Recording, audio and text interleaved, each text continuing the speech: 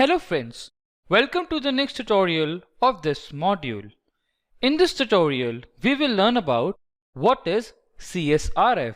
CSRF stands for Cross-Site Request Forgery. It is an attack that forces an end user to execute unwanted action on a web application in which they are currently authenticated. So over here, let's also understand what is the difference between authentication and authorization. First of all, authentication confirms your identity to grant access to the system, whereas authorization determines whether you are authorized to access the resources or not.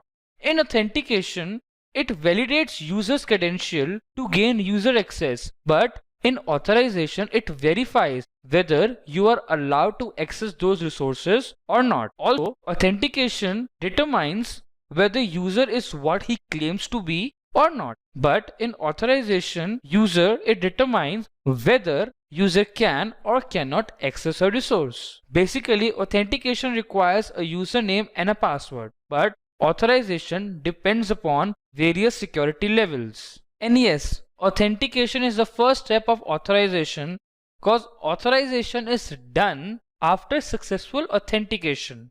Let me give you an example.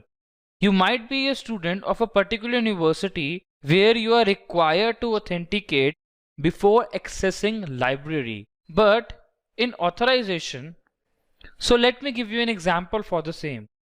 You might be a student of a particular university where you are required to authenticate yourself to access library. But in library, you don't have the authorization to go through all the sections.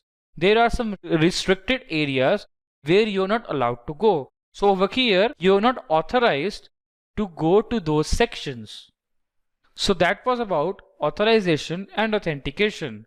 Now, CSRF attacks specifically target state-changing requests. Means there is no theft of data since the attacker has no way to see the response to the forged request. With a little help of social engineering, such as sending a link via email or via chat, an attacker may trick the user of a web application into executing actions of the attacker's choosing. If the victim is a normal user, a successful CSRF attack can force the user to perform state-changing requests like transfer funding, changing their email address, and so forth. If the victim is an administrative account, CSRF can compromise the entire web application. So, under the pretext of doing something else, the victim ends up getting trapped and perform state-changing requests. So in our next tutorial, we will see a demo how to perform CSRF in our testing environment. So, thank you for watching this tutorial.